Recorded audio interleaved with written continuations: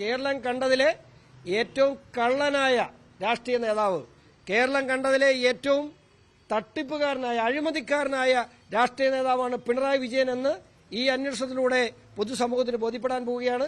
കേസിൽ മുഖ്യമന്ത്രിയുടെ മകൾ പ്രതിയായിരിക്കുന്നു. സംസ്ഥാനത്തിന്റെ ഒരു വലിയ നഷ്ടത്തിന് മുഖ്യമന്ത്രി കാരണമായ തട്ടിപ്പ് കേസിൽ മുഖ്യമന്ത്രിയുടെ മകൾ പ്രതിയാണ് എന്ന് പറഞ്ഞാൽ മുഖ്യമന്ത്രിയാണ് പ്രതി. CPM പാർട്ടി കോൺഗ്രസ് സംഘം മധുരയിൽ നടക്കുന്നു. ലോകകാര്യങ്ങൾ ഒരുപാട് ചർച്ചയ്ക്കുണ്ട്. മുഖ്യമന്ത്രി പിണറായി വിജയന്റെ മകൾ വീണ വിജയനും ആ സമ്മേളനത്തിൽ പ്രതിനിധി അല്ലെങ്കിലും അവിടെ ഉണ്ട്. അങ്ങ് ഡൽഹിയിൽ ഇതിനിടെ ഒരു കുരുക്ക് മുറുകിക്കൊണ്ടിരിക്കുകയാണ്. പൊതുമേഖലാ സ്ഥാപനമായ CMRൽ നിന്ന് പുറത്തേക്ക് അനധികൃതമായി ഒഴുകിയ കോടികളിൽ ഒരു നല്ല പങ്ക് പറ്റിയത് മുഖ്യമന്ത്രിയുടെ മകളാണെന്ന കണ്ടെത്തൽ നടത്തിയിരിക്കുന്നത് കേന്ദ്ര കോർപ്പറേറ്റ് മന്ത്രാലയത്തിന്റെ കീഴിലുള്ള ഏറ്റവും വലിയ ഏജൻസിയാണ്. 2024 ജനുവരിയിൽ തുടങ്ങിയ SFIയുടെ അന്വേഷണം 166 പേജുള്ള റിപ്പോർട്ട് കമ്പനികാര്യ മന്ത്രാലയത്തിൽ സമർപ്പിച്ചു. ഈ കണ്ടെത്തലുകളുടെ അടിസ്ഥാനത്തിൽ പ്രോസിക്യൂഷൻ അനുമതി നൽകി കമ്പനികാര്യ മന്ത്രാലയം. CMRൽ നിന്ന് 182 കോടി ഒഴുകി നമ്മുടെ പ്രധാനപ്പെട്ട രാഷ്ട്രീയ നേതാക്കളിലേക്ക്. പ്രോസിക്യൂഷൻ അപേക്ഷ കൊച്ചിയിലെ കോടതിയിൽ നൽകും. 1.72 ലക്ഷം കൈപ്പറ്റി എന്ന ROCയും ആദായ നികുതി വകുപ്പും കണ്ടെത്തിയ സംഭവത്തിൽ ഇപ്പോൾ അത് 2.70 ലക്ഷം രൂപ, 2.70 ലക്ഷം രൂപയാകുന്നു. 3 മാസം മുതൽ 10 വർഷം വരെ തടവ് ശിക്ഷ ലഭിക്കാവുന്ന കുറ്റം. CMRൽ ഒരു പബ്ലിക് ലിമിറ്റഡ് കമ്പനിയാണ്, നമുക്കറിയാം. പൊതുപണം കൂടി ഉപയോഗിക്കുന്ന ഒരു കമ്പനി. ആ പണമാണ് മുഖ്യമന്ത്രിയുടെ മകൾ അനധികൃതമായി കൈപ്പറ്റിയത്. സമൻസ് അയക്കും, വിചാരണ നേരിടും. വളരെ വേഗമാകും ഇനിയുള്ള നടപടികൾ. സംസ്ഥാനം ഭരിക്കുന്ന മുഖ്യമന്ത്രിയുടെ മകൾ എന്നല്ലാതെ എന്ത് യോഗ്യതയുടെ പേരിലാണ് വീണയ്ക്ക് കോടികൾ നൽകിയത്? മുഖ്യമന്ത്രി രാജിവെക്കണമെന്ന് കോൺഗ്രസും BJPയും ആവശ്യപ്പെട്ട് കഴിഞ്ഞു. രാജ്യാകുമോ മുഖ്യൻ, അതോ ഇനി പുതിയ ക്യാപ്സ്യൂളുകളോ? പ്രത്യേക ചർച്ച ഈ വിഷയം ചർച്ച ചെയ്യുന്നു. ശ്രീ സോയ ജോസഫ് ഉണ്ട്, കോൺഗ്രസ് നേതാവ്, ഈ ചർച്ചയുടെ ഭാഗമായി. ശ്രീ KM ഷാജഹാൻ, രാഷ്ട്രീയ നിരീക്ഷകൻ, പൊതുപ്രവർത്തകൻ, ഈ ചർച്ചയിൽ എന്നോടൊപ്പമുണ്ട്. അഡ്വക്കേറ്റ് ബൽദേവ് സച്ചിദാനന്ദൻ, ഇടത് സഹയാത്രികൻ. ശ്രീ MK ഹരിദാസ്, പൊതുപ്രവർത്തകൻ. ശ്രീ ഷാജഹാൻ, ഇത് നമ്മൾ കുറേ നാളുകളായി ചർച്ച ചെയ്യുകയാണ്. SFI അന്വേഷണം വന്നപ്പോൾ ഇതിന്റെ ഗൗരവം വർദ്ധിച്ചിരുന്നു. ഇപ്പോൾ ഏറ്റവും ഒടുവിൽ കുറ്റപത്രത്തിലെ കാര്യങ്ങൾ പോകുന്നു. കേന്ദ്ര കോർപ്പറേറ്റ് മന്ത്രാലയം ഇതുമായി ബന്ധപ്പെട്ട പ്രോസിക്യൂഷനുള്ള അനുമതിയും നൽകിയിരിക്കുന്നു. എന്താണ് നമ്മൾ കരുതേണ്ടത്? രഞ്ജിത്ത്, എനിക്കിത് ആദ്യമായിട്ട് സൂചിപ്പിക്കാനുള്ളത്, ഈ അനീതി എല്ലാ കാലവും വാഴില്ല എന്നാണ്. എവിടെയെങ്കിലും വെച്ച് അനീതി ചോദ്യം ചെയ്യപ്പെടും, തെറ്റുകൾ കണ്ടുപിടിക്കപ്പെടും എന്നതിൻ്റെ ഒരു ഉജ്ജ്വലമായിട്ടുള്ള ഉദാഹരണമാണ് ഇന്നിപ്പോൾ വന്നിരിക്കുന്നത്. ഇന്നലെ വരെ നമ്മൾ എന്താ കേട്ടുകൊണ്ടിരുന്നത്? പിണറായി സമം പാർട്ടി, പാർട്ടി സമം പിണറായി. അതായത് ഇൻഫാലിബിൾ ആയിട്ടുള്ള ഒരു വിജയൻ, ഒരു പിണറായി വിജയനാണ് നമ്മൾ കണ്ടത്. ഈ കഴിഞ്ഞ ദിവസമാണ് ഡൽഹി ഹൈക്കോടതിയിൽ ഈ CMRൽ SFIO അന്വേഷണം റദ്ദാക്കണമെന്ന് പറഞ്ഞു കൊടുത്ത കേസ് കേട്ടുകൊണ്ടിരുന്ന ജഡ്ജിയെ അലഹബാദ് ഹൈക്കോടതിയിലേക്ക് സ്ഥലം മാറ്റി എന്നുള്ള ഞെട്ടിക്കുന്ന വാർത്ത നമ്മൾ കഴിഞ്ഞ ദിവസം കേട്ടത്. ഈ കഴിഞ്ഞ ദിവസം തന്നെയാണ് കേരള ഹൈക്കോടതിയിൽ മാസപ്പടി കേസിൽ വിജിലൻസ് അന്വേഷണം വേണം എന്ന് പറഞ്ഞുകൊണ്ട് മാത്യു കുഴൽനാടൻ കൊടുത്ത കേസിന്മേലുള്ള അപ്പീലിലും പിണറായി വിജയനെ കുറ്റവിമുക്തനാക്കിയത്. അതുപോലെ തന്നെ നമുക്കറിയാം, ലാവ്ലിൻ കേസ് 8 വർഷക്കാലമായി സുപ്രീം കോടതിയിൽ പിണറായി വിജയനെ പ്രതി ചേർക്കണമെന്നുള്ള കേസിൻ്റെ അപ്പീൽ അവിടെ കിടക്കുകയാണ്. അപ്പോൾ നമ്മൾ വിചാരിച്ചിരുന്നത് എന്താണ്? നമ്മൾ വിചാരിച്ചിരുന്നത് പിണറായി വിജയൻ എന്ന് പറയുന്ന ഈ നേതാവ് ഇൻഫാലിബിളാണ്, അയാളെ ആർക്കും തൊടാൻ കഴിയില്ല എന്നാണ് നമ്മൾ വിചാരിച്ചിരുന്നത്. കേരളത്തിൽ പാർട്ടി സമം പിണറായി, പിണറായി സമം പാർട്ടി, ഇതാണ് നമ്മൾ കണ്ടുകൊണ്ടിരുന്നത്. പാർട്ടി കോൺഗ്രസിൽ പോലും ശക്തമായി ഈ ഗവൺമെൻറ്റിനെ നയിക്കുന്ന പിണറായി വിജയൻ എന്നുള്ള ചർച്ച അവിടെ നടന്നുകൊണ്ടിരുന്നത്. 75 വയസ്സ് എന്ന് പറഞ്ഞിട്ടുള്ള വയസ്സ് ഇളവ് ചെയ്യും പിണറായി വിജയന് വേണ്ടി എന്നുപോലുമുള്ള ചർച്ചകൾ നടന്നുകൊണ്ടിരിക്കുന്നതിന് ഇടയിലാണ് പിണറായി വിജയൻ്റെ മകളെ പ്രതി ചേർത്തിരിക്കുന്നത്.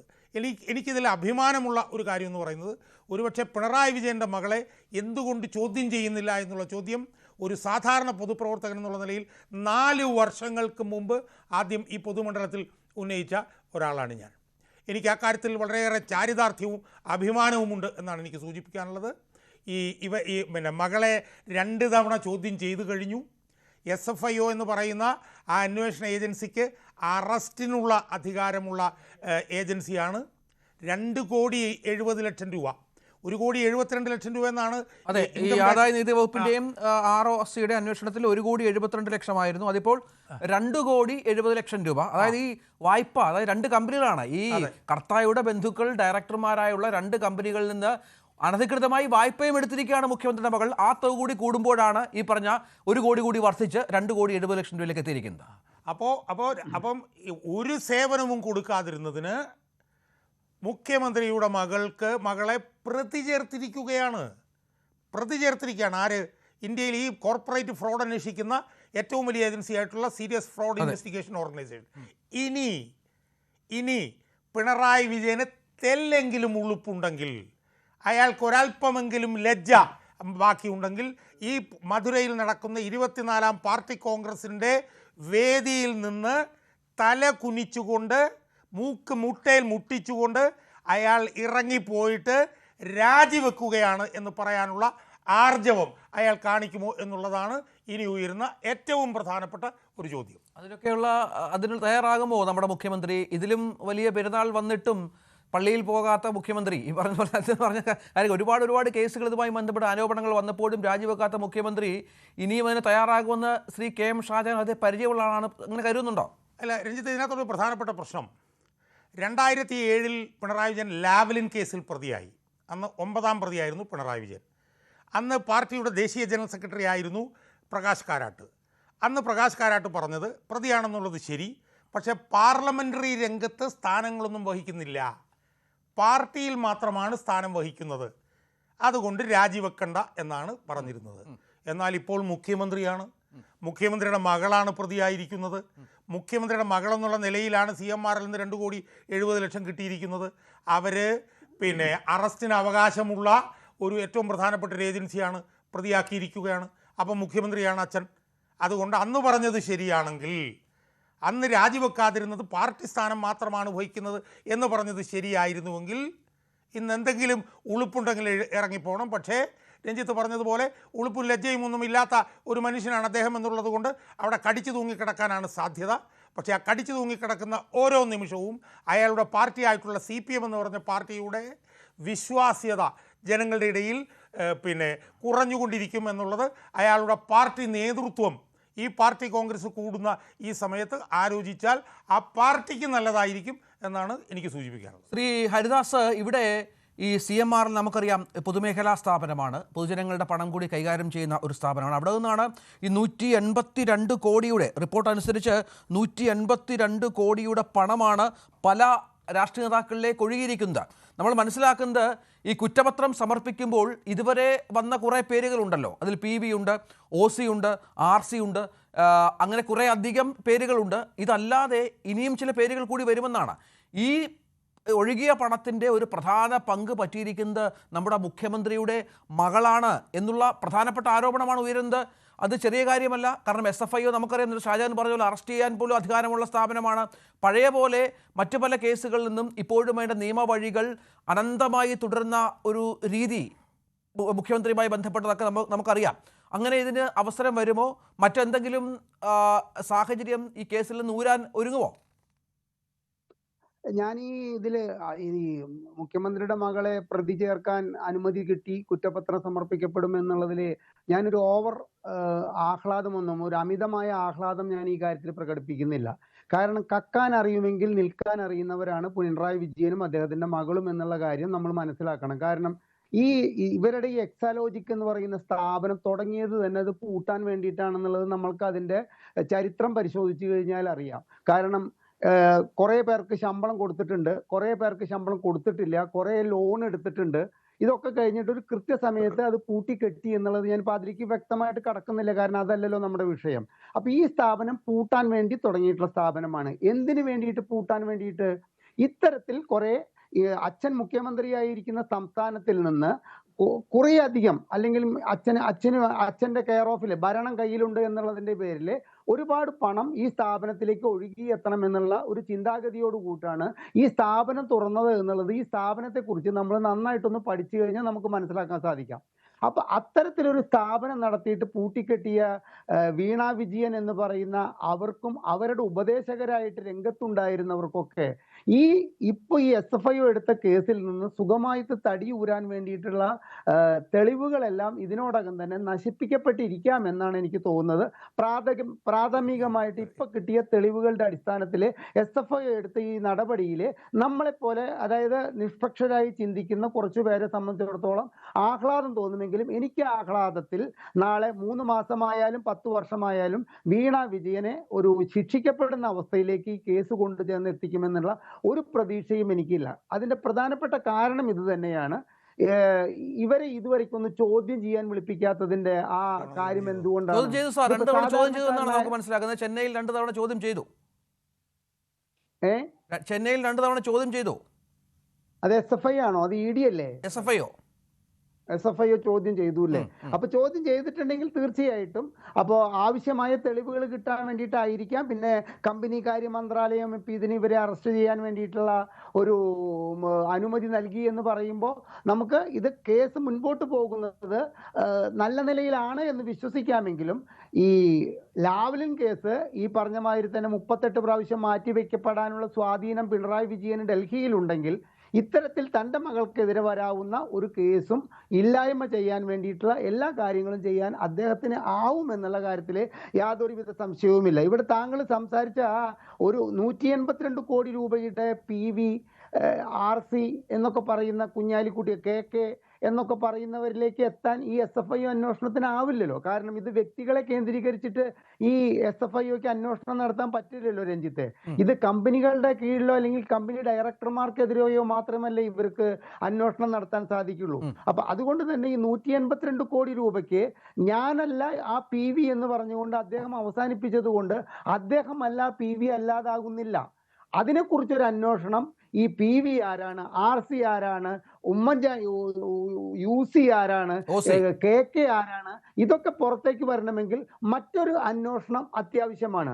ആ അന്വേഷണത്തിന്റെ സകല സാധ്യതകളും അടച്ചുകൊണ്ടാണ് ഹൈക്കോടതിയിലെ നമ്മുടെ മാത്യു കുഴൽനാടനെ പോലുള്ള ഒരു മുതിർന്ന അഭിഭാഷകൻ എന്ന് തന്നെ വേണമെങ്കിൽ വിശേഷിപ്പിക്കാവുന്ന വ്യക്തിയുടെ ഹർജി കഴിഞ്ഞ ആഴ്ച തള്ളിയിരിക്കുന്നത്. അപ്പോൾ ആ 182 കോടി രൂപ മാസപ്പടി കൈപ്പറ്റിയവരെ കുറിച്ചുള്ള വിവരങ്ങൾ ഒന്നും തന്നെ പുറത്തേക്ക് വരില്ല എന്ന് പറയുമ്പോൾ തന്നെ മറ്റൊരു കാര്യം മനസ്സിലാക്കണം. ഈ ചർച്ച കേൾക്കുന്നവരും ചർച്ചയിൽ പങ്കെടുത്ത ഇടതുപക്ഷത്തിന് വേണ്ടി സംസാരിക്കാൻ വന്നവരും ഒരു കാര്യം മനസ്സിലാക്കുക. ക്രിസ്റ്റൽ ക്ലിയർ ക്ലാരിറ്റിയോടുകൂടി വേണം നിങ്ങൾ ഈ കാര്യത്തിൽ സംസാരിക്കാൻ. കാരണം വീണ വിജയൻ എന്ന് പറയുന്നവരെ സാധാരണ ഒരു നികുതിദായികയായ കേരളത്തിലൊരു സ്ത്രീയല്ല.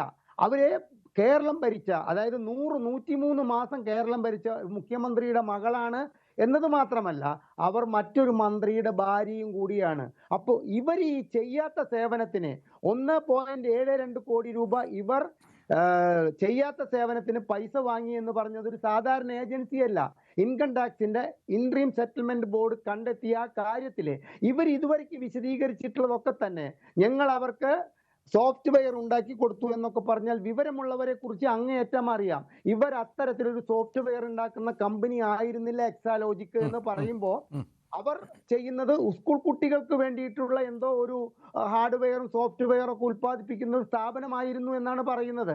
അപ്പോൾ ഇവർ പറയുന്ന വാക്കുകളിലെ അങ്ങേയറ്റം ക്രിസ്റ്റൽ ക്ലിയർ ആയിരിക്കണം. ഇവർക്ക് വേണ്ടി സംസാരിക്കുന്നവരും ഇവർ എന്തിനു വേണ്ടിയിട്ട് ഈ പൈസ മേടിച്ചു. അതുമാതിരി തന്നെ ഒരു സെക്കൻഡ് കൂടി രഞ്ജിത്തെ, ഇതിന്റെ GST അടച്ചു എന്ന് പറഞ്ഞിട്ട് ഒരു ബാലൻ പുറത്തേക്ക് വന്നിട്ടുണ്ടായിരുന്നു. ഞാൻ നാളെ GST അടച്ച പേപ്പറും കൊണ്ടുവരാമെന്ന് പറഞ്ഞിട്ട്. പിന്നീട് AK ബാലനെ നമ്മളാരും കണ്ടിട്ടില്ല. പിന്നീട് വിവരാവകാശ നിയമപ്രകാരമുള്ള എല്ലാ അപേക്ഷകൾക്കും GST അടച്ചു എന്നുള്ളതല്ലാതെ GST അടക്കണമെങ്കിൽ ഒരു ഇൻവോയ്സ് റൈസ് ചെയ്യണം, അല്ലെങ്കിൽ GST അടക്കണമെങ്കിൽ ഇതിന് കാതലായിട്ടുള്ള ഒരു കരാർ ഉണ്ടാക്കണം. എക്സാലോജിക്കും CMRLും കൂടിയിട്ടുള്ള അതിന്റെ കോപ്പി എവിടെ, അല്ലെങ്കിൽ GST അടക്കത്തക്ക തോതിലുള്ള ഒരു ഇൻവോയ്സ് റൈസ് ചെയ്തിട്ടുണ്ടെങ്കിൽ ആ ഇൻവോയ്സിന്റെ കോപ്പി എവിടെ? ഇതൊന്നും തന്നെ കേരളത്തിലെ സാമൂഹ്യ പ്രവർത്തകർക്കും ഇത്തരത്തിലുള്ള സോഷ്യൽ മീഡിയയിൽ വളരെ സജീവമായിട്ടുള്ളവർക്കും ഒന്നും ലഭിക്കാത്ത. തീർച്ചയായും എക്സാലോജിക് എന്ന കമ്പനിയുടെ സൃഷ്ടി തന്നെ കൗതുകമാണ്. അതിന്റെ ചരിത്രം പരിശോധിച്ചാൽ അതിലേറെ കൗതുകകരമാണ്.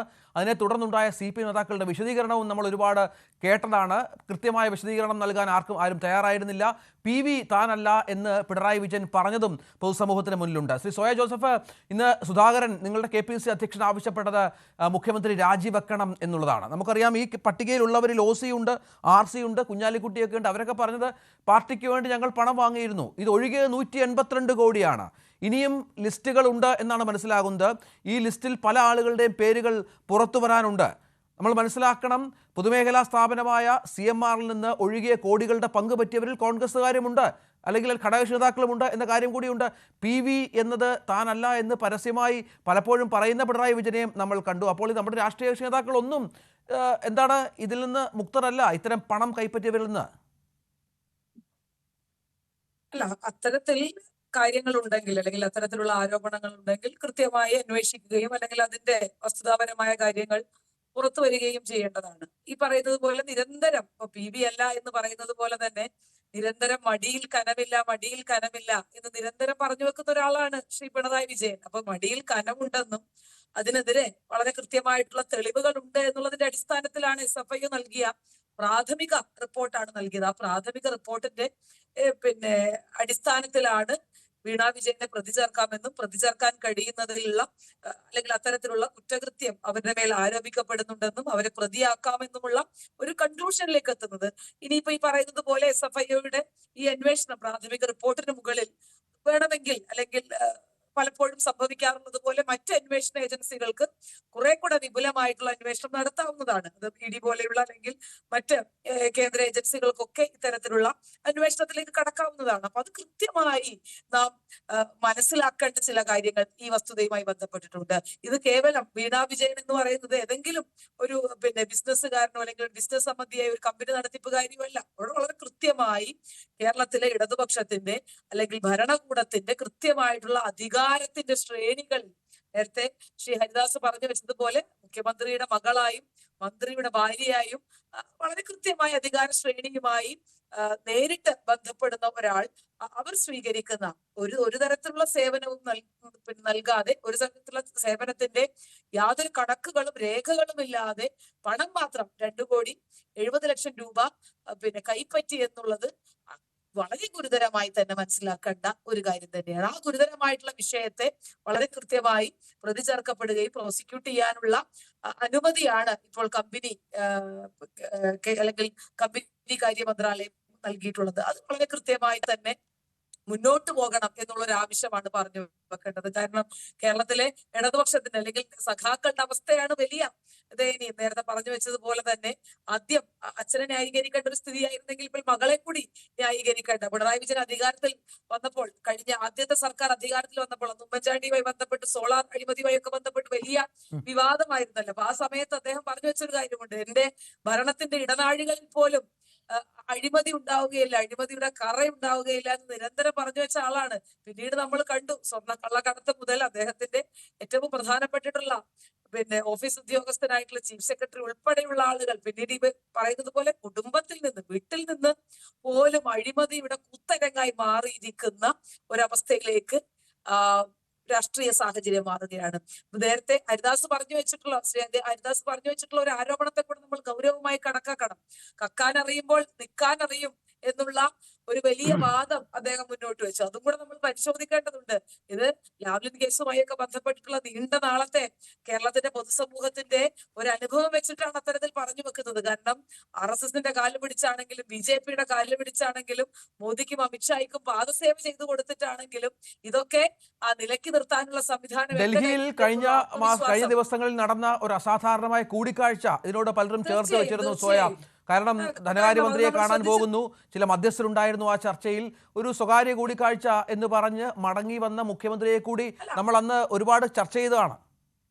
പിന്നെ തീർച്ചയായും മുഖ്യമന്ത്രി അക്കൗണ്ടബിൾ ആകണമല്ലോ. ഈ സംസ്ഥാനത്തിന്റെ മുഖ്യമന്ത്രി എന്റെയും നിങ്ങളുടെയും നികുതി പണം ഉപയോഗിച്ച് ചെയ്യുന്ന യാത്രകൾക്ക് അല്ലെങ്കിൽ കൂടിക്കാഴ്ചകൾക്ക് മറുപടി പറയാനുള്ള അക്കൗണ്ടബിലിറ്റി അദ്ദേഹം കാണിക്കണം. അല്ലാതെ എന്റെ സൗകര്യത്തിന് ഞാൻ പോയതാണ് അല്ലെങ്കിൽ എനിക്ക് നിങ്ങളോട് പറയാൻ മനസ്സില്ല, കണക്ക് പുറത്ത് എന്നൊക്കെ പറഞ്ഞു വെക്കുന്നത് CPM-നോടും അല്ലെങ്കിൽ CPM-ന്റെ അകത്തെ അണികളോടും സാധിക്കും. പക്ഷേ അദ്ദേഹം CPM-ന്റെ പാർട്ടി സെക്രട്ടറി അല്ല, അദ്ദേഹം കേരളത്തിന്റെ മുഖ്യമന്ത്രിയാണ് എന്ന് പലപ്പോഴും മറന്നു പോകുന്ന ഒരു സാഹചര്യമുണ്ട്. അതുകൊണ്ട് കൂടിയാണ് എനിക്ക് നിങ്ങളോട് പറയേണ്ട ബാധ്യതയില്ല എന്ന് പറഞ്ഞു വെക്കുന്ന ധാർഷ്ട്യം.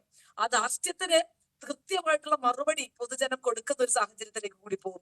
ഇത്തരത്തിൽ നിങ്ങൾ ഇതൊക്കെ ചെയ്യുമ്പോഴും ഇതൊക്കെ പൊതുജനം വീക്ഷിക്കുന്നുണ്ട്. നിങ്ങൾ എത്രയൊക്കെ പൊതിഞ്ഞു വെക്കാൻ ശ്രമിക്കുമ്പോഴും ഞാൻ PV അല്ല എന്നും എന്റെ മടിയിൽ കനമില്ല എന്നും ഇതൊക്കെ സെറ്റിൽ ചെയ്യാൻ എന്നെ കൊണ്ട് കഴിയുമെന്നുള്ള നിങ്ങളുടെ എല്ലാ ആത്മവിശ്വാസത്തിന്റെ അതിരുകളും നിങ്ങളുടെ ധാർഷ്ട്യത്തിന്റെ എല്ലാ ബോധങ്ങളും ഈ നാട്ടിലെ പൊതുജനം മനസ്സിലാക്കുന്നുണ്ടെന്നും പൊതുജനം വീക്ഷിക്കുന്നുണ്ടെന്നും ആളുകൾ അരിയാഹാരം കഴിക്കുന്ന മനുഷ്യർക്കൊക്കെ ഇത് മനസ്സിലാക്കാനുള്ള സാമാന്യ ബുദ്ധിയുണ്ടെന്നും ഈ കേരളത്തിലെ ഇടതുപക്ഷവും മുഖ്യമന്ത്രിയും ഇടതുപക്ഷത്തിന്റെ വാഴ്ത്തുപാട്ട് പാടിക്കൊണ്ടിരിക്കുന്ന മാധ്യമങ്ങൾ ഉൾപ്പെടെയുള്ള ആളുകൾ മനസ്സിലാക്കേണ്ട ഒരു കാര്യം കൂടിയാണ്. അപ്പൊ അത് തീർച്ചയായും ഇത്തരത്തിൽ ഗുരുതരമായിട്ടുള്ള ഒരു വിഷയം കുറെ കൂടെ ഗൗരവകരമായി SFIO എന്ന് പറയുന്നതിന്റെ കുറെ പരിമിതികളുള്ള ഒരു ഏജൻസി കൂടിയാണ്. അപ്പൊ കുറെ കൂടെ വിപുലമായിട്ടുള്ള അധികാരങ്ങളുള്ള ഒരു ഏജൻസി അല്ലെങ്കിൽ കുറെ കൂടെ മെച്ചപ്പെട്ട അന്വേഷണ സംവിധാനങ്ങളിലേക്ക് കടക്കാൻ കഴിയുന്ന ഒരു ഏജൻസി ഇത് ഏറ്റെടുക്കുകയും ഇത് കുറെ കൂടെ എക്സ്റ്റെൻസീവായി അന്വേഷിച്ച് ഇതിന്റെ കൃത്യമായിട്ടുള്ള കാര്യങ്ങൾ പുറത്തു കൊണ്ടുവന്ന് അതിന്റെ ഗുരുതരമായിട്ടുള്ള വീഴ്ചകൾ കണ്ടെത്തി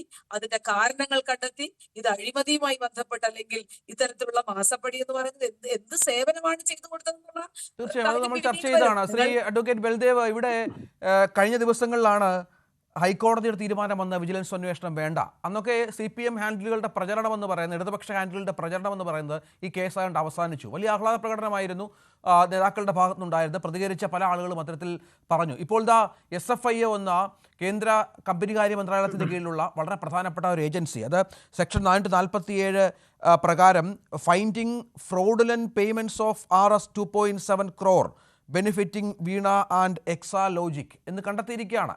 പ്രതിയാണ് മുഖ്യമന്ത്രിയുടെ മകൾ, നമ്മുടെ സംസ്ഥാനത്തെ മുഖ്യമന്ത്രിയുടെ മകൾ പ്രധാനപ്പെട്ട ഒരു തട്ടിപ്പ് കേസിൽ.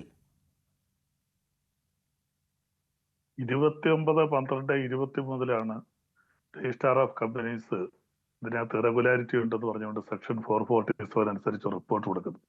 അത് 2023 അതിനുശേഷം 2024 12/1/2024 SFIയുടെ റിപ്പോർട്ട് പുറത്തു വരുന്നത്. ആ റിപ്പോർട്ട് അനുസരിച്ച് payments made to influential persons, state government functionaries, government servants, politicians, media persons, etc. അപ്പോൾ ഗവൺമെന്റ് ഉദ്യോഗസ്ഥർക്കും അതുപോലെ തന്നെ മീഡിയയ്ക്കും മറ്റ് പല രാഷ്ട്രീയക്കാർക്കും എല്ലാം ഇതിൽ നിന്ന് പണം കൊടുത്തിട്ടുള്ളതായിട്ട് 12/1/2024 അവർ റിപ്പോർട്ട് സമർപ്പിക്കുകയുണ്ട്. ആ റിപ്പോർട്ടിനെ തുടർന്നാണ് ഈ തുടർന്നുള്ള അന്വേഷണമൊക്കെ വന്നിരിക്കുന്നത്. ഇപ്പോൾ SFIO ബന്ധപ്പെട്ട് വീണ വിജയനെ പ്രതിയാക്കിക്കൊണ്ട് പോകുന്ന കേസുകളൊക്കെ വന്നിരിക്കുന്നു. അപ്പൊ ആദ്യമായിട്ട് ഞാൻ പറയട്ടെ, ഇതിനകത്ത് ഇവിടെ ചർച്ച വന്നപ്പോൾ ചിലർ പറയുന്ന കേട്ടു തുടർന്നുള്ള മറ്റ് അന്വേഷണങ്ങൾ. SFIO starts an investigation, parallel investigation is not possible.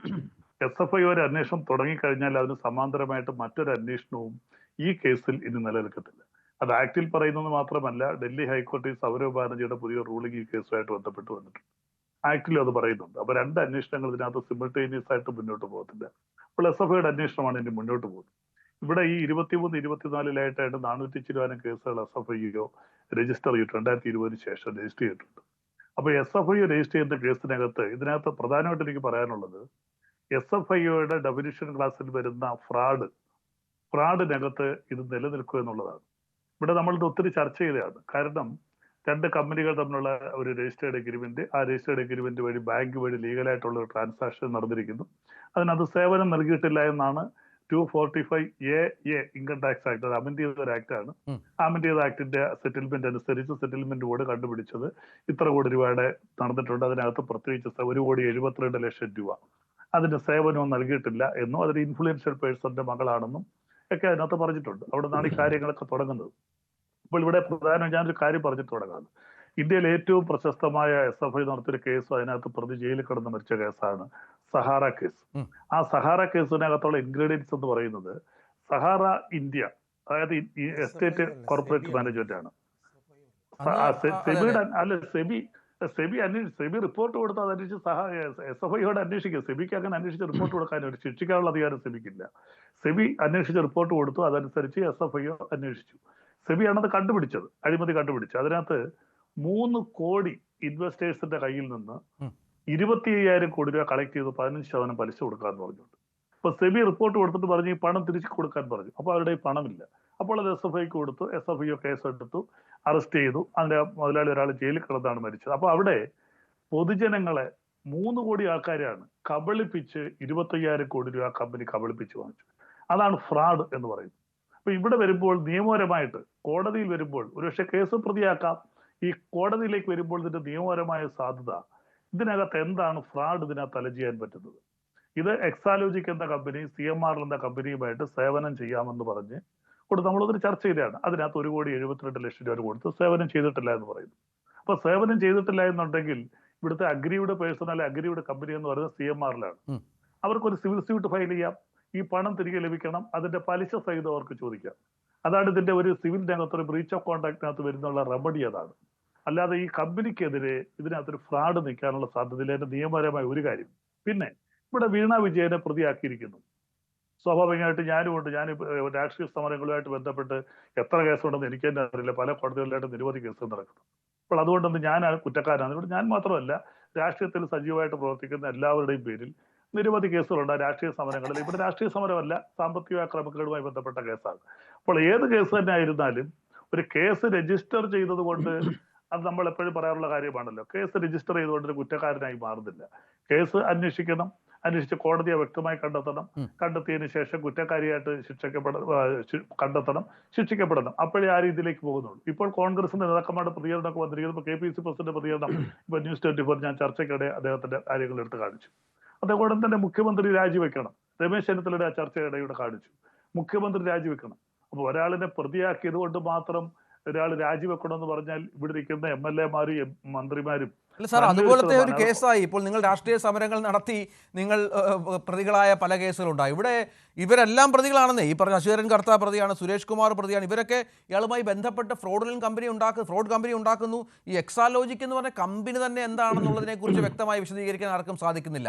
എന്ത് പണിയാണ് അവർ നടത്തിയിരുന്നത്, എന്ത് സേവനമാണ് നൽകിയിരുന്നത്? അത് മാത്രമല്ല, മുഖ്യമന്ത്രിയുടെ മകൾ എന്നതല്ലാതെ എന്ത് മെറിറ്റാണ് വീണ വിജയൻ ഉള്ളത്? ഇത്രയധികം പൈസ 2,70,00,000 രൂപ കൈപ്പറ്റാൻ എന്ത് സേവനമാണ് അവർ നടത്തിയത്? താങ്കൾ ഈ രാഷ്ട്രീയ സമരങ്ങളുമായി ബന്ധപ്പെട്ട കേസുകളുമായി ഇതിനെ ചേർത്ത് വായിക്കുന്നത് ഞാൻ അതിനെ ചേർക്കില്ല. ഞാൻ പറഞ്ഞത് ഒരാൾ പ്രതിയായി എന്ന് പറഞ്ഞാൽ അത് ഏത് കേസോ ആയിക്കോട്ടെ, കൊലപാതക കേസോ സാമ്പത്തിക അഴിമതി കേസോ എന്ത് കേസായാലും പ്രതി ആയതുകൊണ്ട് മാത്രമേ കുറ്റക്കാരനായിട്ട് മാറുന്നില്ല.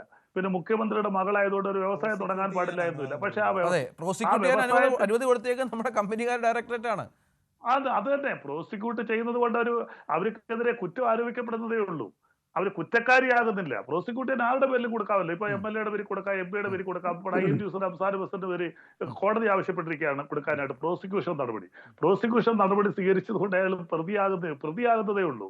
അയാളെ കുറ്റം ആരോപിക്കപ്പെടുന്ന ഒരു വ്യക്തിയാണ് പ്രതി എന്ന് പറഞ്ഞാൽ. അയാളെ കോടതി കണ്ടെത്തി കുറ്റക്കാരെന്ന് കണ്ടെത്തിൽ മാത്രമേ അയാൾ കുറ്റവാളിയാകുന്നുള്ളൂ. രണ്ട് വ്യത്യാസമാണ് ഞാൻ പറയുന്നത്. ഒന്ന് കുറ്റാരോപിതനും ഒന്ന് പ്രതിയായിട്ട് മാറുന്ന ആളുമാണ് തമ്മിലുള്ള വ്യത്യാസം. ഇവിടെ വീണയ്ക്കെതിരെ കുറ്റം ആരോപിക്കപ്പെട്ടിരിക്കുകയാണ്. അതുകൊണ്ടാണ് പ്രോസിക്യൂട്ട് ചെയ്യുന്നത്. ആ പ്രോസിക്യൂട്ട് ചെയ്ത് ഈ തെളിവുകൾ കോടതിയിൽ ഹാജരാക്കുമ്പോൾ കോടതി തെളിവുകളുടെ സാന്നിധ്യത്തിൽ കുറ്റക്കാരി എന്നാണ്ട് ശിക്ഷിച്ചാൽ തീർച്ചയായിട്ടും നിങ്ങൾ പറഞ്ഞത് ശരിയാണ്. അവിടെ ഒരു കേസ് രജിസ്റ്റർ ചെയ്തുകൊണ്ട് മാത്രം അതിനകത്ത് അവർ കുറ്റക്കാരിയായിട്ട് മാറുന്നില്ല, കുറ്റാരോപിത മാത്രമാണ്. അങ്ങനെ 3 ഏജൻസികൾ അന്വേഷിച്ച കേസ് കൂടിയാണ് സാർ ഇത്. നേരത്തെ 2 ഏജൻസികൾ അന്വേഷിച്ചു, കുറ്റക്കാരിയാണെന്ന് കണ്ടെത്തി. ഇപ്പോഴത്തെ SFI അന്വേഷിക്കുന്നു. ഇതിനങ്ങനെ ഗൗരവ സ്വഭാവം ഒട്ടുമില്ല. സാധാരണ കേസുകൾ പോലെയാണ്. പ്രതിസ്ഥാനത്തുള്ളത് സംസ്ഥാനത്തെ മുഖ്യമന്ത്രിയുടെ മകളാണ്, സേവനം കിട്ടിയത് മുഖ്യമന്ത്രിയുടെ മകളായതുകൊണ്ടാണ്. നമുക്കൊക്കെ അറിയാം ഈ കാര്യങ്ങൾ. താങ്കളൊരു ഇടതുപക്ഷ അനുഭാവി ആയതുകൊണ്ട് മാത്രം അതുമായി ബന്ധപ്പെട്ട് ന്യായീകരിച്ച് സംസാരിക്കുന്നു എന്നല്ലാതെ മറ്റാർക്കും ഈ വിഷയത്തിൽ ഒരു അഭിപ്രായ വ്യത്യാസം ഉണ്ടാവില്ല.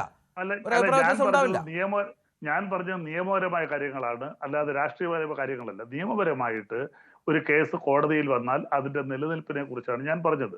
2 രജിസ്റ്റേർഡ് കമ്പനിയാണ് എക്സാലോജിക് എന്ന് പറയുന്നത്, CMR എന്ന കമ്പനി. 2 രജിസ്റ്റേർഡ് കമ്പനികൾ തമ്മിൽ ഒരു എഗ്രിമെന്റ്, അതൊരു എഗ്രിമെന്റ് ആണത്. നിയമപരമായ എഗ്രിമെന്റ് രജിസ്റ്റർ ചെയ്യും.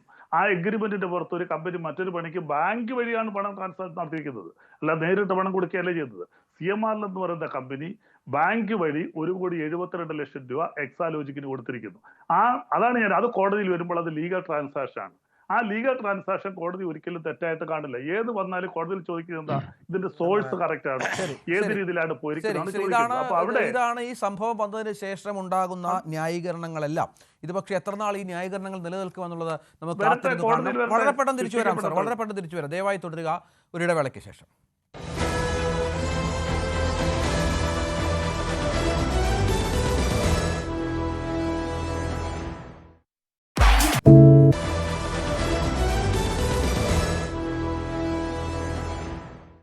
ശ്രീ KM ഷാജഹാൻ, ഈ നിയമത്തിൻ്റെ പഴുതുകൾ, അതായത് നിയമപരമായി ഇത്തരം കേസുകൾ കോടതിയിൽ വരുമ്പോൾ എന്താണ് സംഭവിക്കുക? ഇപ്പോൾ ബാങ്ക് വഴിയുള്ള ട്രാൻസാക്ഷനാണ്, 2 കമ്പനികൾ വഴിയുള്ള ട്രാൻസാക്ഷനാണ്, അതിൽ കോടതിയൊന്നും തെറ്റ് കാണില്ല. പക്ഷേ നമുക്കറിയാം ഒരുപാട് കാര്യങ്ങൾ ഇതുമായി ബന്ധപ്പെട്ട് പുറത്തു വന്നിട്ടുണ്ട്. പൊതുപണമാണ്, എന്തിന് കൈമാറി? ഈ പറഞ്ഞ കമ്പനി ഡയറക്ടർമാരെല്ലാം ഈ കേസിൽ പ്രതികളാണ്. രഞ്ജിത്ത്, ഇതിൽ ഇടതുപക്ഷ പ്രതിനിധി പറഞ്ഞ ഓരോ വിഷയങ്ങളും ഞാൻ എടുക്കുക, അത് എല്ലാം തെറ്റാണ് എന്ന് ആണ് എൻ്റെ വാദം. ഇത് തുടങ്ങിയത് എങ്ങനെയാണ്? 2022 6-ാം മാസം കൊണ്ടാണെന്ന് തോന്നുന്നു ഇൻകം ടാക്സ് ഇൻട്രീം സെറ്റിൽമെൻറ്റ് ബോർഡിൽ 2-3 ഖണ്ഡികളുണ്ട്. ആ ഖണ്ഡികളിൽ നിന്നാണ് തുടങ്ങിയത്. എന്താണ് അതിനകത്ത് പറഞ്ഞിരുന്നത്? ഒന്നാമത്തെ കാര്യം എന്ന് പറയുന്നത്, ഇവരെ 2017 മുതൽ 2020 വരെ 1,72,00,000 രൂപ ഇവർ എക്സാലോജിക് എന്ന് പറഞ്ഞ കമ്പനിക്ക് പകുതി ഇവരുടെ പേരിലും ഈ 17 മുതൽ 20 വരെ വാങ്ങിയെന്നും, ആ വാങ്ങിയത് ഒരു സേവനവും കൊടുക്കാതെയായിരുന്നുവെന്നും ഇൻകം ടാക്സുകാർ കണ്ടുപിടിച്ചു. എങ്ങനെ കണ്ടുപിടിച്ചു? അവരവിടെ റെയ്ഡ് നടത്തിയപ്പോൾ അതിൻ്റെ രേഖകൾ കണ്ടു. 2 ഇൻകം ടാക്സ് ഇൻട്രീം സെറ്റിൽമെൻറ്റ് ബോർഡിൻ്റെ അടുത്ത് ഈ CMRൽ കുറേ എത്രയോ കോടി 135 കോടി രൂപ എങ്ങാണ്ട് സെറ്റിൽമെൻറ്റിന് വേണ്ടിയിട്ട് കൊണ്ടുവന്നു. ആ സെറ്റിൽമെൻറ്റിന് വേണ്ടി കൊണ്ടുവന്ന ആ 135 കോടി രൂപയിൽ ഈ 1,72,00,000 ഉൾപ്പെട്ടിരുന്നില്ല. മനസ്സിലായില്ലേ? അപ്പോൾ അത് ഉൾപ്പെട്ടിരുന്നില്ല. അത് റെയ്ഡിലാണ് കണ്ടുപിടിച്ചത്. അത് മുഖ്യമന്ത്രിയുടെ മകൾക്കാണ് കൊടുത്തത്. അതൊരു സേവനവും വാങ്ങാതെയാണ് കൊടുത്തതെന്ന് അവിടുത്തെ IT വകുപ്പിലെ ഉദ്യോഗസ്ഥന്മാരുടെ മൊഴിയുണ്ട്. ഇതാണ് ഇതിൻ്റെ ജെനിസിസ്. അവിടെ നിന്നാണ് തുടങ്ങുന്നത്. അപ്പോൾ അനധികൃതമായി കൊടുക്കുന്ന പണം ബാങ്ക് വഴി കൊടുത്തു എന്നുള്ളത് കൊണ്ട് അത് അധികൃതമാവുമോ? ഇല്ല. അതിനുശേഷം എന്ത് സംഭവിച്ചു? അതിനുശേഷം ഷോൺ ജോർജ് ഇടപെട്ടതിനെ തുടർന്ന് സീരിയസ് ഫ്രോഡ് ഇൻവെസ്റ്റിഗേഷൻ ഓഫീസിൻ്റെ അന്വേഷണം പ്രഖ്യാപിച്ചു. ഇപ്പം നിയമത്തെക്കുറിച്ചല്ല ഇവിടെ പറഞ്ഞല്ലോ ഇടതുപക്ഷ പ്രതിനിധി. എന്താണ് പിണറായി വിജയൻ്റെ മകൾ SFI അന്വേഷണം പ്രഖ്യാപിച്ചപ്പോൾ അവർ ചെയ്തത്? അവർ കേരള ഹൈക്കോടതിയിൽ ചെന്നു, SFI അന്വേഷണം റദ്ദാക്കണമെന്നും പറഞ്ഞ് ചെന്നു. കേരള ഹൈക്കോടതി ഈ പറഞ്ഞ നിയമം വശം ഈ ബൽദേവ് സച്ചിദാനന്ദൻ്റെ നിയമം വെച്ചെടുത്ത് ചവറ്റുകോട്ടയിലേക്ക് കളഞ്ഞു. അതിനെ തുടർന്ന് പിണറായി വിജയൻ്റെ മകൾ കർണാടക ഹൈക്കോടതിയിൽ ചെന്നു, SFI അന്വേഷണം റദ്ദാക്കണമെന്ന് പറഞ്ഞു. അവരും എടുത്ത് ചവറ്റുകോട്ടയെ കളഞ്ഞു. അതിനുശേഷം ഈ ഇൻഡസ്ട്രിയൽ ഡെവലപ്മെൻറ്റ് കോർപ്പറേഷന് ഇവർ വഴിയൊക്കെ കേരള ഹൈക്കോടതിയിൽ പലതവണ ശ്രമിച്ചു. അതെല്ലാം തള്ളപ്പെട്ടു. ഡൽഹി ഹൈക്കോടതിയിൽ അവസാനം CMRൽ ചെന്നു. ആ കേസ് ഇപ്പം ജഡ്ജ്മെൻറ്റിനും വേണ്ടി പറഞ്ഞിരിക്കുന്നു. ജഡ്ജിയെ മാറ്റുന്നതൊക്കെയായി ബന്ധപ്പെട്ട് അങ്ങനെ നിൽക്കുകയാണ്. ഇവിടെ എന്താ യഥാർത്ഥത്തിൽ സംഭവിച്ചിട്ടുള്ളത്? SFIO എന്ന് പറയുന്ന ഏജൻസി ഈ മേഖലയിൽ ഏറ്റവും ശക്തമായി അന്വേഷണം നടത്താവുന്ന ഒരു ഏജൻസിയാണ്. ഇടതുപക്ഷ പ്രതിനിധി പറഞ്ഞ ഒരു കാര്യം കറക്റ്റാണ്. വേറെ ഏത് ഏജൻസികളുടെ അന്വേഷണം നടക്കുന്നുണ്ടെങ്കിലും SFIOയുടെ അന്വേഷണം തുടങ്ങിയാൽ അന്വേഷണങ്ങളെല്ലാം ഇൻഫ്രക്ച്വസ് ആണ്. SFIOയുടെ അന്വേഷണം ആണ് അന്തിമം. അവർ 2024 ജനുവരി മുതൽ വിശദമായിട്ടുള്ള അന്വേഷണം നടത്തിക്കൊണ്ടിരിക്കുകയാണ്. ഇപ്പോൾ എവിടെയോ പറഞ്ഞ പോലെ 166 പേജുള്ള റിപ്പോർട്ട് സമർപ്പിച്ചിരിക്കുന്നു എന്നാണ് മനസ്സിലാക്കുന്നത്. അവർ പലതവണ CMRൽ ഉദ്യോഗസ്ഥന്മാരെ 7-8 തവണ വിളിച്ച് അവർ മൊഴി എടുത്തു ചോദ്യം ചെയ്തു. ഈ ശ്രീമാൻ പിണറായി വിജയൻ്റെ മകൾ വീണ വിജയനെ എൻ്റെ അറിവ് ശരിയാണെങ്കിൽ 2 പ്രാവശ്യം വിളിച്ച് വിശദമായി ചോദ്യം ചെയ്തെന്നും അന്ന് വന്ന വാർത്തകൾ പറഞ്ഞത് 90% ചോദ്യങ്ങൾക്കും പിണറായി വിജയൻ്റെ മകൾക്ക് ഒരു മറുപടിയില്ല, മൗനമായിരുന്നു മറുപടി എന്നാണ് അന്ന് വാർത്ത വന്നത്. അപ്പോൾ ഇതങ്ങനെ ലളിതമായി തള്ളിക്കളയാവുന്നതും ബാങ്ക് വഴി ട്രാൻസാക്ഷൻ നടത്തിയത് സംബന്ധിച്ചുള്ള വിഷയമൊന്നും അല്ല. ഇത് സുസംഘടിതമായ 1.5 വർഷം നീണ്ടു നിൽക്കുന്ന ഒരു അന്വേഷണം നടത്തി 166 പേജുള്ള റിപ്പോർട്ട് കൊടുത്ത് പിണറായി വിജയൻ്റെ മകളെ പ്രതി ചേർക്കാം, അവരെ പ്രോസിക്യൂട്ട് ചെയ്യാം എന്ന് പറഞ്ഞുകൊണ്ടുള്ള സുസംഘടിതമായിട്ടുള്ള ഒരു റിപ്പോർട്ടാണ് ഇപ്പോൾ കോടതിയിലേക്ക് ചെല്ലുന്നത്. അങ്ങനെ കോടതിയിലേക്ക് ചെല്ലുമ്പോൾ അതിനകത്ത് നിയമത്തിൻ്റെ ശക്തമായ പിൻബലമുണ്ട്. പ്രോസിക്യൂഷന് അനുവാദം കൊടുത്തിരിക്കുകയാണ്. പ്രതിയാണ്, ശരിയാണ്, അതിന് സംശയമൊന്നുമില്ല. പക്ഷേ പ്രതിയാണെന്ന് പറയുമ്പോൾ തൻ്റെ മകൾ തൻ്റെ മകളെന്നുള്ള ഒരൊറ്റ കാരണം കൊണ്ട്, അതും ഇൻട്രീം സെറ്റിൽമെൻറ്റ് ബോർഡിൻ്റെ റിപ്പോർട്ടിനകത്തുണ്ട്, ഒരു രാഷ്ട്രീയ സ്വാധീനമുള്ള രാഷ്ട്രീയക്കാരൻ്റെ മകളെന്നുള്ള നിലയിലാണ് ഇത് കിട്ടിയെന്നുള്ളത്. അതുകൊണ്ടാണ് ഞാൻ പറഞ്ഞത്, മുഖ്യമന്ത്രിയായിട്ടുള്ള പിണറായി വിജയൻ്റെ മകളെന്നുള്ള നിലയിൽ മാത്രമാണ് ഈ പണം അവർക്ക് കൊടുത്തിട്ടുള്ളത്.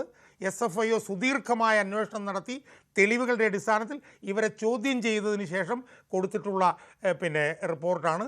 അതുകൊണ്ട് ഒരല്പം ഉളുപ്പുണ്ടെങ്കിൽ, ഒരല്പം ലജ്ജയുണ്ടെങ്കിൽ, ഒരല്പം ധാർമ്മികത പിണറായി വിജയൻ എവിടെയെങ്കിലും ബാക്കിയുണ്ടെങ്കിൽ രാജിവെക്കുകയാണ് ചെയ്യേണ്ടത്. പക്ഷേ ഇനി ഒരു അപകടം അതിനകത്ത് കിടപ്പുള്ള എന്താണെന്ന് ചോദിച്ചാൽ, അറസ്റ്റിന് അധികാരമുള്ള ഒരു ഏജൻസിയാണ് SFIO. അവർ 2 പ്രാവശ്യം ചോദ്യം ചെയ്തിട്ടുണ്ട്. അതുകൊണ്ട് വിചാരണയൊക്കെ തുടങ്ങുന്നതിന് മുമ്പേ അറസ്റ്റിൻ്റെ സാധ്യതയും തള്ളിക്കളയാൻ കഴിയും എന്നെനിക്ക് തോന്നുന്നില്ല. അപ്പോൾ ഈ പറഞ്ഞ പോലെ ശ്രീ MK ഹരിദാസ് നേരത്തെ പറഞ്ഞതുപോലെ ഇത്തരം സെറ്റിൽമെൻറ്റുകളൊക്കെ ഒരുപാട് സംഭവിക്കാനിടയുള്ള നിരവധി കേസുകൾ നമ്മൾ കണ്ടിട്ടുണ്ട്. അഡ്ജസ്റ്റ്മെൻറ്റ് രാഷ്ട്രീയവുമായി ബന്ധപ്പെട്ട് ഒരുപാട് ചർച്ചകൾ നമ്മൾ കേൾക്കുന്നുണ്ട്. അതിനൊക്കെ ഇത് ഇടയാക്കുമോ എന്ന ചോദ്യമാണ് അദ്ദേഹം നേരത്തെ ചോദിച്ചത്. അല്ല രഞ്ജിത്ത്, അത് ഞാൻ ഹരിദാസ് പറഞ്ഞ കാര്യം ഞാൻ തള്ളിക്കളയുന്നില്ല. അതുകൊണ്ടാണ് ഞാൻ ലാവ്ലിൻ കേസിൻ്റെ കാര്യം പറഞ്ഞത്. പിന്നെ കേരള ഹൈക്കോടതിയിൽ തന്നെ കഴിഞ്ഞ ദിവസം പിണറായി വിജയന് അനുകൂലമായിട്ട് വിധി വന്നിട്ടുണ്ട്. ഡൽഹി ഹൈക്കോടതിയിൽ CMRൻ്റെ കേസ് കേൾക്കുന്ന ജഡ്ജി ട്രാൻസ്ഫറായി പോയിട്ടുണ്ട്. അതുകൊണ്ട് പിണറായി വിജയനെ നമുക്കൊരു കാരണവശാലും അണ്ടർ എസ്റ്റിമേറ്റ് ചെയ്യാൻ കഴിയില്ല. പിണറായി വിജയൻ ഒരു വലിയ മനുഷ്യനാണ്. കാരണം പിണറായി വിജയനെ കുറ്റമുക്തനാക്കിയ കേസിൽ അയാളെ കുറ്റമുക്തനാക്കിയതിനെതിരായിട്ടുള്ള അപ്പീല് CBI എന്ന് പറയുന്ന ഇന്ത്യയിലെ പ്രീമിയർ ഇൻവെസ്റ്റിഗേഷൻ ഏജൻസി ആ അപ്പീല് സുപ്രീം കോടതിയിൽ സമർപ്പിച്ചത് 2017 ഒക്ടോബർ 10-നാണ്. ആ 2017 കഴിഞ്ഞിട്ട് ഇപ്പോൾ 8 വർഷം കഴിഞ്ഞിട്ടും അതിനിടയിൽ സുപ്രീം കോടതിയിൽ ഏതാണ്ട് 10 ചീഫ് ജസ്റ്റിസുമാർ വന്ന് മാറിപ്പോയിട്ടും ആ കേസ് വാദത്തിന് പോലും വന്നിട്ടില്ല. എനിക്ക് ചില അവസരങ്ങളിൽ ഒരുപക്ഷെ നരേന്ദ്രമോദിയേക്കാൾ ശക്തനാണോ പിണറായി വിജയൻ എന്ന് എനിക്ക് തോന്നിയിട്ടുണ്ട്. കാരണം കേന്ദ്ര ഗവൺമെൻറ്റിനെതിരായിട്ട് സുപ്രീം കോടതിയിൽ നിന്ന് വിധി വന്നിട്ടുണ്ട്. ഇലക്ട്രൽ ബോണ്ടിൻ്റെ കാര്യത്തിൽ മോഡിക്കെതിരായിട്ട് വിധി വന്നു. പക്ഷേ ആ സുപ്രീം കോടതിയിൽ നിന്ന് പിണറായി വിജയനെതിരായിട്ടുള്ളൊരു കേസ് വാദത്തിന് പോലും എടുക്കുന്നില്ല. 2 പ്രതികൾ ഇതിനിടയിൽ മരിച്ചുപോയി. കേരള ഹൈക്കോടതിയിൽ കഴിഞ്ഞ 10 വർഷമായി പിണറായി വിജയനെതിരെ ഒരു വിധി വന്നിട്ടില്ല രഞ്ജിത്തെ. ശരി, മനസ്സിലായില്ലേ? ഡൽഹി ഹൈക്കോടതിയിൽ പിണറായി വിജയനുമായി ബന്ധപ്പെട്ട കേസ് കേട്ടിരുന്ന ജഡ്ജ് സ്ഥലം മാറിപ്പോവുകയും ചെയ്തു. അതുകൊണ്ട് പിണറായി വിജയൻ ചെറിയ ആളൊന്നുമല്ല. പിണറായി നിരവധി കേസുകൾ താങ്കൾക്ക് സംശയിക്കത്തക്ക വിധത്തിലുള്ള കാര്യങ്ങൾ സംഭവിച്ചിട്ടുണ്ടെങ്കിൽ പോലും ഇത് കുറച്ചുകൂടി ശക്തമായ കേസാണ്. 3 ഏജൻസികൾ, കേന്ദ്ര സർക്കാരിൻ്റെ 3 ഏജൻസികൾ അന്വേഷിച്ച സംഭവമാണ്. അതിൽ കുറ്റക്കാരിയാണെന്ന് കണ്ടെത്തിയ ഒരു സംഗതി കൂടിയാണ്. അപ്പോൾ അത്ര പെട്ടെന്ന് താങ്കൾ പറയുന്ന ആ ആനുകൂല്യം വീണാ വിജയന് കിട്ടുമോ? ഞാൻ അങ്ങനെ പ്രതീക്ഷിക്കുന്നു എന്നേ ഞാൻ പറയുന്നുള്ളൂ. താങ്കളുടെയൊക്കെ നാക്ക് പൊന്നാവട്ടെ. ഇതിലെ അവര് ശിക്ഷിക്കപ്പെടണം എന്ന് തന്നെയാണ് എൻ്റെ ആഗ്രഹം. കാരണം എന്താ വെച്ച് കഴിഞ്ഞാൽ നിലാവുണ്ടെന്ന് കരുതി വെളുക്കുവോളം കക്കരുത് എന്നൊരു ചൊല്ലുണ്ട്. അപ്പൊ ഇവിടെ ഉണ്ടായിരിക്കുന്നത് എന്താ വെച്ചാൽ, ഭരണം എൻ്റെ അച്ഛൻ്റെ കയ്യിലാണ്, അല്ലെങ്കിൽ ഭരണം ഞങ്ങളുടെ കയ്യിലാണ് എന്ന നിലയ്ക്ക് കഴിഞ്ഞ 10 വർഷത്തിന്റെ കുറച്ച് മാസം കൂടിയുണ്ട്. ആ 10 വർഷത്തിനുള്ളിൽ ഇവർ കാണിച്ചു കൂട്ടിയിട്ടുള്ള ഈ ഇടതുപക്ഷ ജനാധിപത്യ മുന്നണിയുടെ ഭരണം കാണിച്ചു കൂട്ടിയിട്ടുള്ള അഴിമതിയുടെ കണക്ക് നോക്കി കഴിഞ്ഞു കഴിഞ്ഞാൽ ആരെങ്കിലുമൊക്കെ ഇതിൽ ശിക്ഷിക്കപ്പെടണം, ആരെങ്കിലുമൊക്കെ അകത്ത് പോകണം. ശ്രീ ബലദേവ് ഇവിടെ പറഞ്ഞ 2 കാര്യങ്ങൾ വളരെയധികം എന്താണ്, അതായത് ഒരു കുറ്റവാളിക്ക് കോടതി പറയണം ഇത് കുറ്റവാളിയാണെന്ന്. അതുവരേക്ക് ഞങ്ങൾക്ക് ഇദ്ദേഹം കുറ്റവാളിയല്ല. ഇത് തന്നെയാണ് പാർട്ടി പറഞ്ഞത്. പാർട്ടിയുടെ കോടതിയും പാർട്ടിയുടെ പോലീസ് സ്റ്റേഷനും ഉള്ളപ്പോൾ ഞങ്ങൾക്ക് തോന്നണം ആര് ശിക്ഷിക്കപ്പെട്ട് കഴിഞ്ഞാലും അവർ കുറ്റവാളിയാകണമെന്ന്. TP വധക്കേസിന്റെ പ്രതികളുടെ കാര്യത്തിലായാലും മറ്റേത് കാര്യത്തിലായാലും പറയുന്നത് ഇത് തന്നെയാണ്. പക്ഷെ താങ്കൾ ഒരു കാര്യം മനസ്സിലാക്കുക, വിചാരണയുടെ പേരിൽ ഒരാളെ ജയിലിൽ കിടത്താൻ പറ്റില്ല എന്ന് പറഞ്ഞു കഴിഞ്ഞാൽ ഇവിടെ 7 സ്ത്രീകൾ വനിതാ ജയിലിൽ കിടക്കുന്നത് ശ്രീ ബലദേവ്, അങ്ങൊരു വക്കീലല്ലേ, അങ്ങേക്ക് താല്പര്യമുണ്ടെങ്കിൽ ഒന്ന് ഇടപെടണം. അവർക്ക് അവരുടെ ജാമ്യസംഖ്യ കെട്ടിവെക്കാൻ പണമില്ല. അവരുടെ വീട്ടിലും അവർ അത്രയും ദരിദ്രരായിട്ടുള്ള 7 പേര് ഇവിടെ നമ്മുടെ വനിതാ ജയിലിൽ, തിരുവനന്തപുരം അട്ടക്കുളങ്ങര വനിതാ ജയിലിൽ കിടക്കുന്നത് ജാമ്യസംഖ്യ കെട്ടിവെക്കാനുള്ള പൈസ ഇല്ലാത്തതിന്റെ പേരിൽ വിചാരണ തടവുകാരാണ് അവരും. അപ്പൊ വിചാരണയുടെ പേരിൽ ഒരാൾക്കും ഒരു കോടതി കുറ്റവാളിയാണെന്ന് പറയാതെ തന്നെ ഇവിടെ മാസങ്ങളും വർഷങ്ങളും ഒരുപാട് പാവങ്ങൾ ഇവിടെ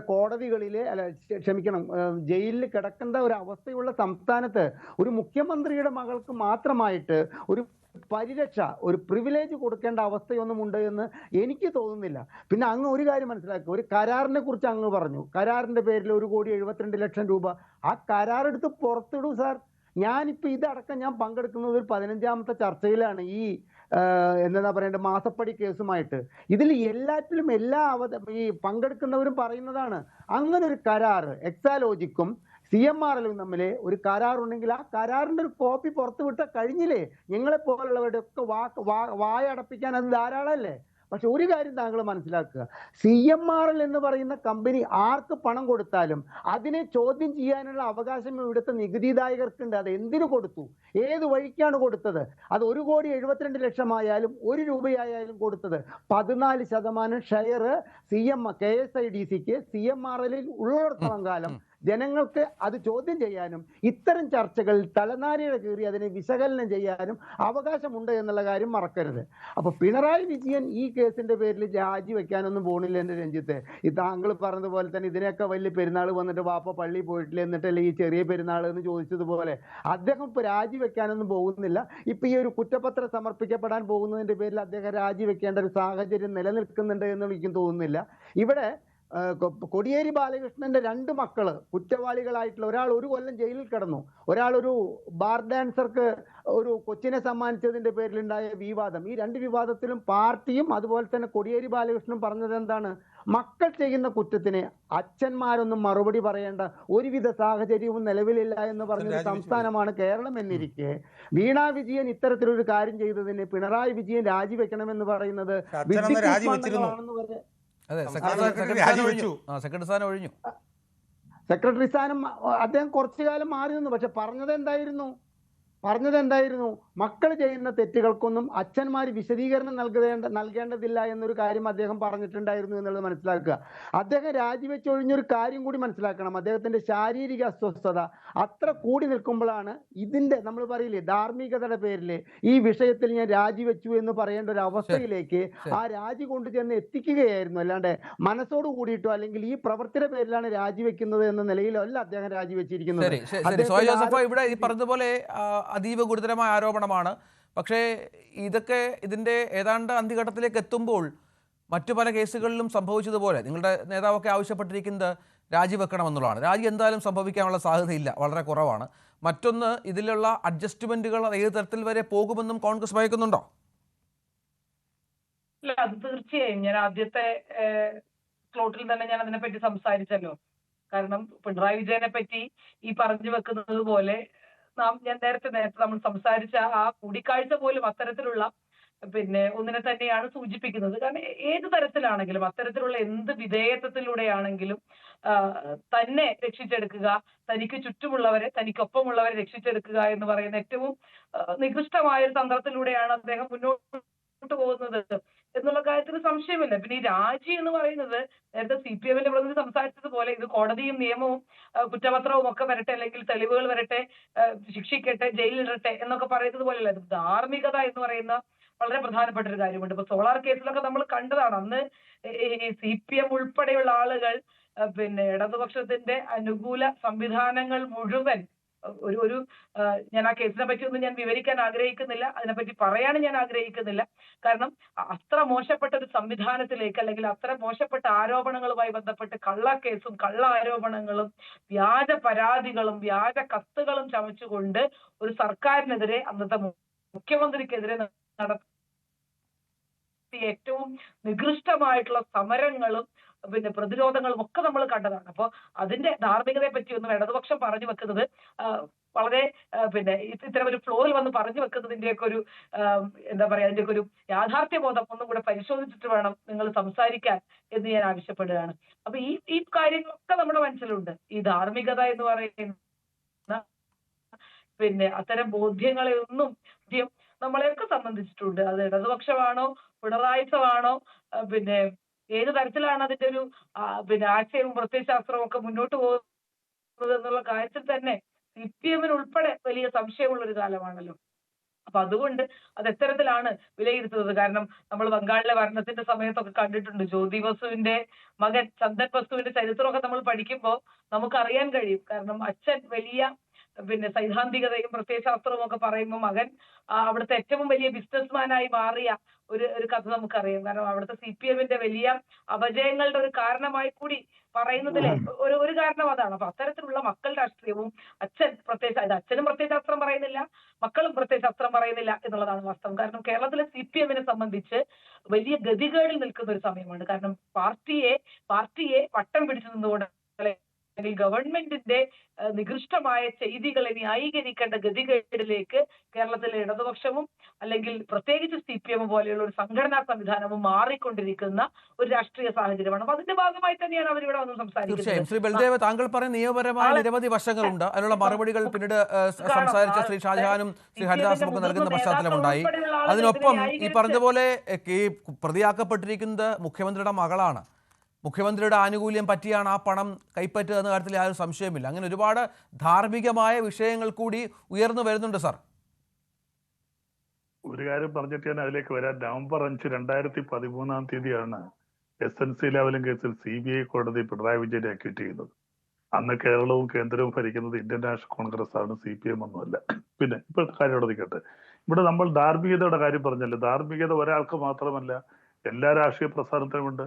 അങ്ങനെയാകുമ്പോൾ എല്ലാവരും രാജിവെക്കണ്ടേ? ആരൊക്കെ ഇവിടെ രാജിവെച്ചിട്ട്? ഇവിടെ സോളാർ കേസ് എന്ന് പറഞ്ഞു.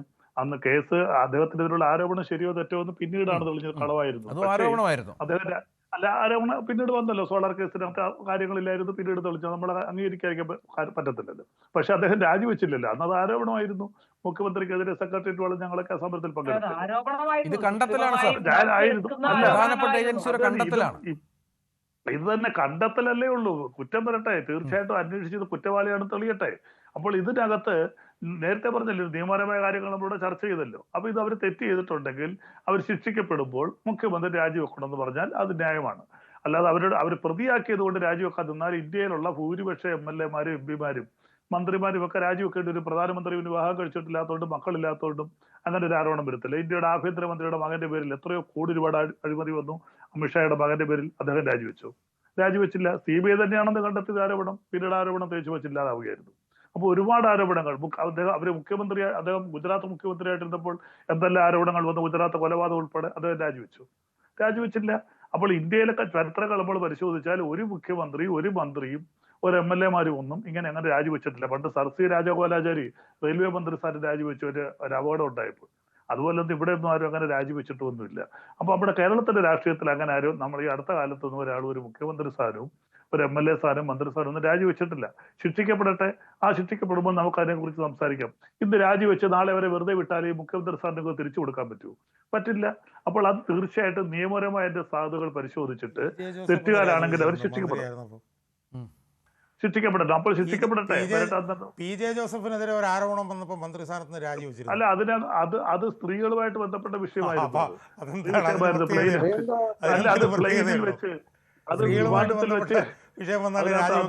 അപ്പൊ അതുകൊണ്ട് വെക്കാന്നുള്ളതല്ല പ്രശ്നം. ഇതിനകത്ത് കുറ്റം ചെയ്തിട്ടുണ്ടോ? അപ്പൊ ഇവിടെ പ്രധാനമായിട്ട് പലരും പറയുന്നത് കേട്ടാൽ മുഖ്യമന്ത്രി രാജിവെക്കും. അതാണ് ഇവിടുത്തെ മുഖ്യ പ്രശ്നം. മുഖ്യമന്ത്രി രാജിവെച്ചാൽ വീണ വിജയനെതിരെയുള്ള അഴിമതി ആരോപണങ്ങൾ തീരുമോ? അതാണോ മുഖ്യമന്ത്രിയുടെ പേര് കണ്ടാണ്, മുഖ്യമന്ത്രി ആയതുകൊണ്ടാണ് ഈ പണം വീണ വിജയന് കിട്ടിയത്. സ്വന്തം പിതാവ് മുഖ്യമന്ത്രി ആയതുകൊണ്ടാണ്. അല്ല, വെറുതെ വഴിയെ പോകുന്നവർക്ക് പണം കൊടുക്കുന്ന ഒരു സ്ഥാപനമല്ല KMR. ആയിരിക്കാം.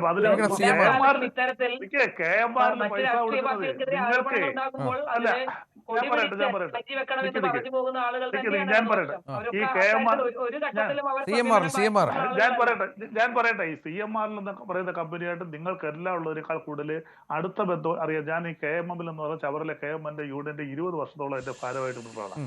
അവരവിടെ കാണിച്ചിട്ടുള്ള അഴിമതികളൊക്കെ എനിക്ക് നല്ലതുപോലെ അറിയാം. ഞാൻ പലപ്പോഴും അതിനെ എതിർത്തിട്ടുള്ള ഒരാളാണ്. അവിടെ സ്വകാര്യ മേഖലയിൽ ഖനനം കൊണ്ടുവരാനും IRE-യുമായിട്ട് KML-യുമായിട്ട് ബന്ധപ്പെട്ടും അവിടുത്തെ ഏറ്റവും വലിയ യൂണിയന്റെ ഭാരമായിട്ടിരുന്നുള്ളവർ ഞാൻ. അതിനകത്ത് ഞങ്ങൾ കുറച്ചുപേർ ശക്തമായിട്ട് അവിടെ എതിർത്ത് എന്നുള്ളതുകൊണ്ട് അവിടെ പല കാര്യങ്ങളും നടക്കാതെ, അല്ലെങ്കിൽ ചവറ KMM-ലും IR-ലേക്ക് ഖനനം മൊത്തം ഒരു പരിധി വരെ ഈ CMR-ന്റെ കയ്യിലിരുന്നാണ്. ഓച്ചറ മുതൽ കായംകുളം, നീണ്ടാര മുതൽ കായംകുളം വരെയുള്ള 22 കിലോമീറ്റർ ഇന്ത്യയിലെ ഏറ്റവും കൂടുതൽ ക്യൂ ഗ്രേഡ് എന്ന് പറയുന്ന മോണോസൈറ്റ്, ഇൽമനൈറ്റ്, റുട്ടൈൽ തുടങ്ങിയ സാധനങ്ങൾ കിട്ടുന്ന ഇന്ത്യൻ റയർ എർത്ത് ഏറ്റവും നല്ല ക്വാളിറ്റിയുള്ള കിട്ടുന്നതാണ്. അവിടെ കടന്നു കയറാൻ അവർ വർഷങ്ങളായിട്ട് ശ്രമിക്കുന്നു. യൂണിയൻകാരായ ഞങ്ങളെയൊക്കെ പലരെയും സ്വാധീനിക്കാൻ ശ്രമിച്ചിട്ടുണ്ട്. ചിലരൊക്കെ സ്വാധീനത്തിൽ വീണിട്ടുണ്ട്. പക്ഷെ ശക്തമായിട്ട് അവിടുത്തെ ജനങ്ങളും തൊഴിലാളി പ്രസ്ഥാനങ്ങളും എതിർത്തുകൊണ്ടാണ് ഇപ്പോഴും ഈ 22 കിലോമീറ്റർ ഭാഗത്ത് അവർക്ക് നിൽക്കാൻ കഴിയുന്നത്. അപ്പൊ അതുകൊണ്ട് CMR-നെ കുറിച്ച്, കർത്തായെ കുറിച്ചൊക്കെ ഞങ്ങൾക്ക് ചവറക്കാർക്ക് വളരെ നല്ല വൃത്തിയായിട്ട് അറിയാവുന്നതാണ്. അദ്ദേഹം അങ്ങേയറ്റത്തെ കറപ്റ്റഡ് ആയിട്ട്. നമ്മുടെ മുഖ്യമന്ത്രിക്കും മകൾക്കും അത് അറിയില്ല എന്നുള്ളതാണോ ശ്രീ ബൽദേവ്? നമ്മുടെ മുഖ്യമന്ത്രിക്കും മകൾക്കും നിങ്ങൾ യൂണിയൻകാർ മനസ്സിലാക്കിയതുപോലെ ഈ കമ്പനിയെ കുറിച്ച് മനസ്സിലായില്ല, അല്ലെങ്കിൽ മനസ്സിലായിട്ടും അതങ്ങ് പോട്ടെ എന്ന് വിചാരിച്ചു എന്നാണോ? അല്ല, അത് തീർച്ചയായിട്ടും തെറ്റുണ്ടെങ്കിൽ അത് കണ്ടുപിടിക്കണം, ശിക്ഷിക്കപ്പെടണം. അതിനകത്ത് യാതൊരു തർക്കവുമില്ല. അങ്ങനെ തെറ്റായ ഒരു കരാർ ഉണ്ടായിട്ടുണ്ട്, അങ്ങനെ പണം കൈപ്പറ്റിയിട്ടുണ്ടെങ്കിൽ SFI അന്വേഷിക്കണം. അത് കേസ് കോടതിയിലേക്ക് വരും, കോടതിയാണ് ശിക്ഷിക്കേണ്ടത്. അപ്പൊ ആ കേസുകൾ SFI എടുക്കുന്ന കേസുകൾ കോടതിയിലേക്കാണ് പോകുന്നത്. അല്ല, SFI എന്ന് പറയുന്നത് അന്വേഷണ ഏജൻസിയാണ്. അവർക്ക് അന്വേഷിച്ച് അവർക്ക് അറസ്റ്റ് ചെയ്യാം. അവർക്ക് അറസ്റ്റ് ചെയ്യാനുള്ള അധികാരമുണ്ട്. 212(8) അനുസരിച്ച്, കമ്പനീസ് ആക്ട് 218 അനുസരിച്ച് പ്രതി അറസ്റ്റ് പോലീസ് അറസ്റ്റ് ചെയ്യുന്ന പോലെ അറസ്റ്റ് ചെയ്ത് അതിന്റെ കുറ്റപത്രം ഒരു കോടതിയിലാണ് സമർപ്പിക്കുന്നത്. കോടതിയാണ് പ്രതിയെ ശിക്ഷിക്കുന്നത്. അറസ്റ്റ് ചെയ്യാനുള്ള അധികാരം മാത്രമേ ഉള്ളൂ. പോലീസ് ചെയ്യുന്നത് പോലെ അന്വേഷണം നടത്തി കുറ്റപത്രം ബന്ധപ്പെട്ട കോടതിയിൽ സമർപ്പിക്കാം. തീർച്ചയായും അതാണ് സാഹചര്യം. ഏതായാലും ഗൗരവതരമായ കേസാണ്, ഗൗരവതരമായ കണ്ടെത്തലാണ്. ഇനി ഉണ്ടാകുന്ന നടപടികൾ കാത്തിരുന്ന് കാണണം. കേരള രാഷ്ട്രീയത്തിൽ ഒരുപക്ഷെ ഈ നിമിഷം മുതൽ ചർച്ചയാകാൻ പോകുന്ന ഏറ്റവും വലിയ വിഷയവും ഇതായി മാറുകയാണ്. നന്ദി ശ്രീ സോയ ജോസഫ്, ശ്രീ KM ഷാജഹാൻ, ഒപ്പം ശ്രീ അഡ്വക്കേറ്റ് ബൽദേവ്, ശ്രീ MK ഹരിദാസ് ഈ ചർച്ചയുടെ ഭാഗമായതിന്. നാളെ മറ്റൊരു വിഷയമായി എത്താം. നമസ്കാരം.